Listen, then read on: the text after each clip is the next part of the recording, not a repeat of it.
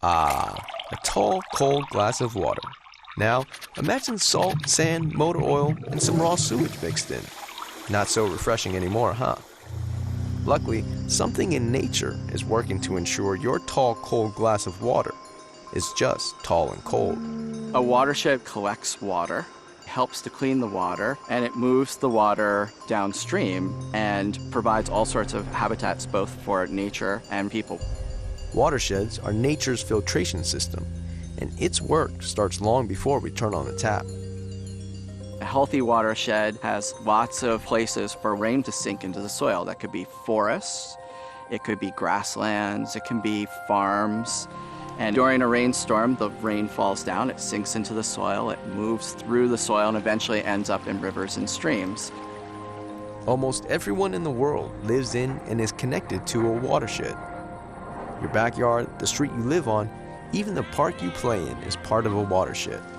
So having a healthy watershed benefits us in just about every way there is. First of all, clean water is incredibly important for watering our crops. 70% of all fresh water that's used by people is used to irrigate everything that we eat. The second is that's where our drinking water comes from. The cleaner our water is, the better it is for us, the cheaper it is for us to buy that water as well. And third, it's important because there's all sorts of reasons we love clean water. We love to get out and canoe in it, fish in it, swim in it. So a healthy watershed is just a wonderful thing to be able to have. In an unhealthy watershed, the rain comes down, it hits a hard surface, like a parking lot or the roof of a building. It runs out into a street, it runs into a storm drain. All those storm drains run together, and they can do some pretty bad things. If you have enough rain, you can overflow sewer treatment centers, which leads to things like sewage ending up in your rivers and streams. Most rivers and streams aren't designed in a natural sense to be able to take that kind of water so fast, and that can really do damage to both the animals and plants that live in the streams and the long-term health of those streams.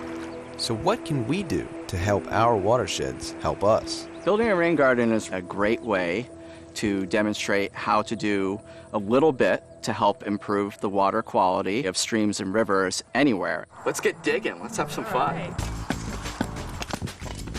Rain gardens act like a mini watershed and help catch fast-moving water flowing off hard surfaces. These young scientists in the marshland of Cape May, New Jersey, are helping to offset the effects of rain running off nearby buildings.